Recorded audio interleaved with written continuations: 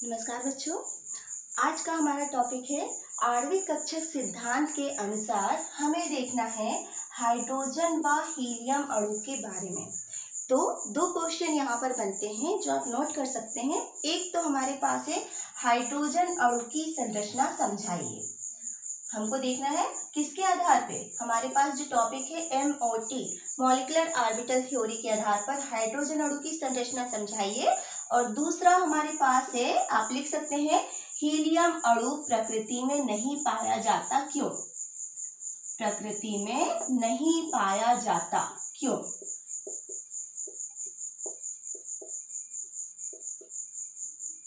तो ये जो क्वेश्चन है इसको हम आगे बाद में देखेंगे, लेकिन पहले हम देखें हाइड्रोजन अणु किस प्रकार से बनता है।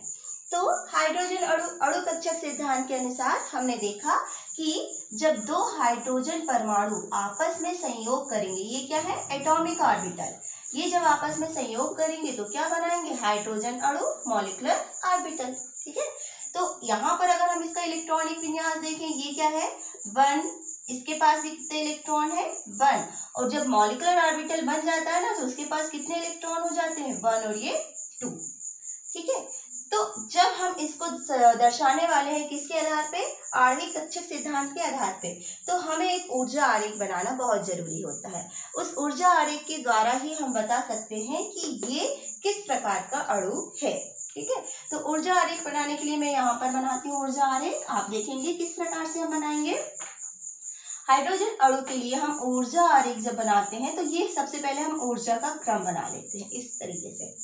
ऊर्जा क्रम बनाने के लिए हमने कहा एटॉमिक ऑर्बिटल आपस में संयोग करके मॉलिक्यूलर ऑर्बिटल बनाएंगे। अब ये एटॉमिक ऑर्बिटल क्योंकि हम पढ़ के आ रहे हैं कि इनकी ऊर्जाएं कैसी होती हैं, यहाँ पर बीच में ऊर्जा का क्रम, एक हाइड्रोजन, ये दूसरा हाइड्रोजन, ये आपके पास नीचे जो बन रहा है वो है अणु कक्षक और ये ऊपर अणु कक्षक। इनको हम पहले से नीचे लिख लेते हैं। यहाँ पर मैंने लिखा एटॉमिक ऑर्बिटल और बीच में सेंटर पे क्या है, मॉलिक्यूलर ऑर्बिटल। अब जब ये बनते हैं इनको हम इस तरीके से ऊर्जा क्रम बना के हम जोड़ दें। ठीक है, या बहुत ही ध्यान से बनाएंगे। अब इसे जब हमको बनाना, हमने कहा ये क्या है, हाइड्रोजन का 1s जिसके पास एक इलेक्ट्रॉन है, ये हुआ दूसरे हाइड्रोजन का 1s जिसके पास एक इलेक्ट्रॉन है। जब ये आपस में संयोग करते हैं तो मॉलिक्यूलर ऑर्बिटल बनाते हैं, और मॉलिक्यूलर ऑर्बिटल को हम किससे दर्शाते हैं, ये हो जाता है सिग्मा 1s। हम पढ़ के आ रहे हैं ना, सिग्मा 1s, और ये है सिग्मा स्टार 1s। ठीक है, अब जब इसको हम दर्शाएंगे तो ये जो दोनों इलेक्ट्रॉन है वो कहाँ चले जाएंगे, अणु कक्षक में। तो एक और एक 2 इलेक्ट्रॉन है, और क्योंकि ये हुंड का नियम का पालन करेंगे मतलब दोनों ही इलेक्ट्रॉन कहाँ चले जाएंगे, बंधी कक्षक में, जिनमें से एक का चक्रण ऊपर होगा और एक का चक्रण नीचे, क्योंकि हमने पढ़ा है कि इलेक्ट्रॉन कम ऊर्जा वाली कक्षक में प्रवेश करते हैं। आप बाउ नियम के अनुसार, हुंड के नियमानुसार पढ़ा कि एक का चक्रण ऊपर होता है और एक का चक्रण नीचे। तो ये हमारा क्या बन गया, हाइड्रोजन के लिए ये हमने बना लिए ऊर्जा आरेख, ऊर्जा आरेख।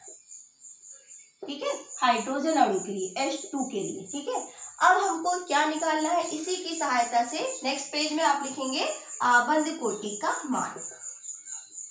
आबंध कोटि का मान, आबंध कोटि हम पढ़ के आ रहे हैं, क्या फॉर्मूला है, Nb माइनस Na/2।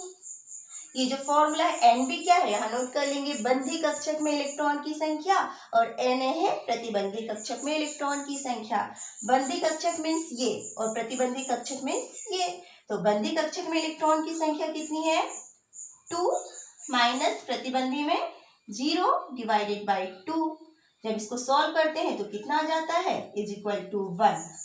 तो आबंध कोटि का मान हाइड्रोजन के लिए 1 आता है।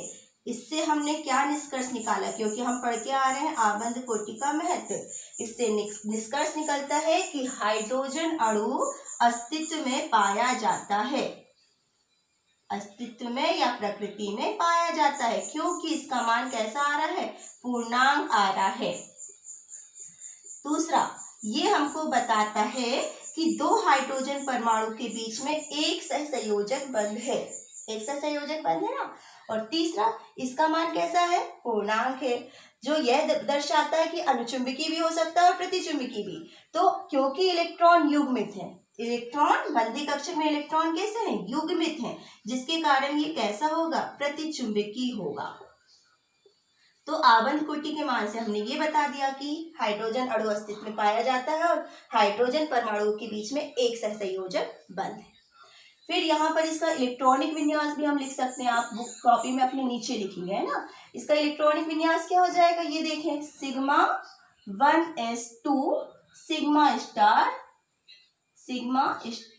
1s0, खाली ये वाला कक्षक, है ना। तो ये इसका इलेक्ट्रॉनिक विन्यास भी हम लिख सकते हैं।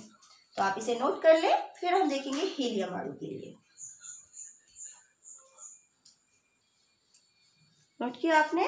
तो ये इलेक्ट्रॉनिक विन्यास किस चीज के लिए ध्यान रखेंगे, बिल्कुल हाइड्रोजन अणु के लिए, है ना, क्योंकि यहाँ पर ये हाइड्रोजन परमाणु है ना, उसके लिए तो क्या था 1s1 1s1, ठीक है, ये ध्यान रखेंगे। ये क्या है, सिग्मा 1s2 हाइड्रोजन अणु का इलेक्ट्रॉनिक विन्यास है। नोट कर लिया आपने। चलिए अब नेक्स्ट हमारे पास जो दूसरा क्वेश्चन मैंने लिखा था हीलियम अणु से संबंधित, जहां पर क्वेश्चन क्या था कि हीलियम अणु प्रकृति में नहीं पाया जाता क्यों। इसे हम बने रहने देते हैं क्योंकि आवश्यकता हमको पड़ेगी, आप फिर से रिपीट करेंगे, है ना। हीलियम अणु He2, हीलियम अणु के लिए हमने कहा हीलियम अणु कैसे बनेगा। तो यहाँ पर सेकेंड पॉइंट है ना, ये फर्स्ट हमारा था और ये क्या है सेकेंड। दो हीलियम परमाणु अगर संयोग करते तो क्या बनाते, He2 हीलियम अणु। इन दोनों का इलेक्ट्रॉनिक विन्यास क्या है 1s2, यहाँ पर भी क्या है 1s2, मतलब कि s कक्षक में इसके पास भी 2 इलेक्ट्रॉन है और इसके पास भी कितने इलेक्ट्रॉन है, 2 इलेक्ट्रॉन है।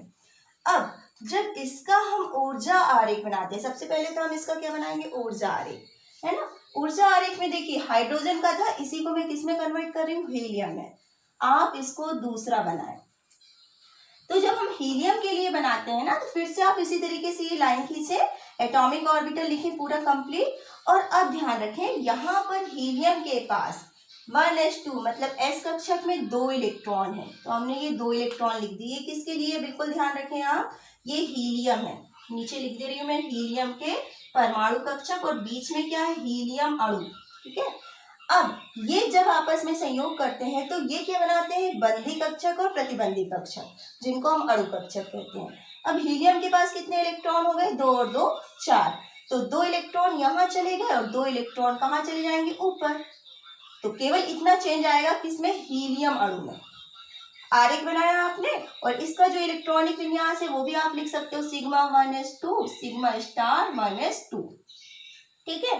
अब आपको निकालना है इसके लिए आबंध कोटि का मान, जो कि इम्पोर्टेंट है और इसी से हम बता सकते हैं कि ये अस्तित्व में पाया जाता है या नहीं। तो आबंध कोटि का फॉर्मूला है Nb minus Na divided by 2। अब Nb में बंधी कक्षक में इलेक्ट्रॉन की संख्या कितनी है, 2। फिर प्रतिबंधी में इलेक्ट्रॉनों की संख्या 2 डिवाइडेड बाई 2। तो यहाँ पर जो बॉन्ड ऑर्डर या बंध कोटि का मान है कितना आ जाएगा, 0। जब आप इसको सॉल्व करोगे तो 0 आ गया और 0 आने के बाद हम निष्कर्ष क्या निकाल सकते हैं, क्योंकि आबंध कोटि का मान 0 है। क्या है, आबंध कोटि का मान 0 है, जो यह दर्शाता है कि हीलियम अणु आप शब्दों में लिखे या सूत्र बनाएंगे उसका, तो हीलियम अणु अस्तित्व में नहीं पाया जाता, अस्तित्व में नहीं पाया जाता। तो ये आपका अलग से क्वेश्चन आता है, ऐसा क्यों। तो बस आप ये बता दो कि अणु कक्षक सिद्धांत के आधार पे हमने आरेख बना के देखा ना कि क्यों नहीं पाया जाता। अणु कक्षक सिद्धांत के आधार पे जो हीलियम अणु है उसके लिए आबंध कोटि का मान 0 आता है, जो यह दर्शाता है कि यह अणु प्रकृति में नहीं पाया जाता, ठीक है। तो आप ये हाइड्रोजन और हीलियम दोनों में जब कंपेयर करेंगे ना तो आपको समझ में आ जाएगा किस तरीके से। तो आप इन्हें अच्छे से समझे, फिर आगे की क्लास में हम थोड़ा सा डिफिकल्ट आगे अणुओं की संरचना पढ़ेंगे। तो पहले आप बहुत ही सरल अणु हैं दोनों, हाइड्रोजन और हीलियम, ये किस तरीके से बनते हैं इस प्रकार से आरेख बना के देखें। आरेख हम दोनों के अलग अलग बनाएंगे, है ना। और आप कोशिश करते सकते हैं, हाइड्रोजन हीलियम के बाद लिथियम आता है, बेरिलियम आता है, आप इनको बनाने की भी कोशिश करें, ठीक है। तो ध्यान से वीडियो को देखें, समझें और नोट करें। Thank you.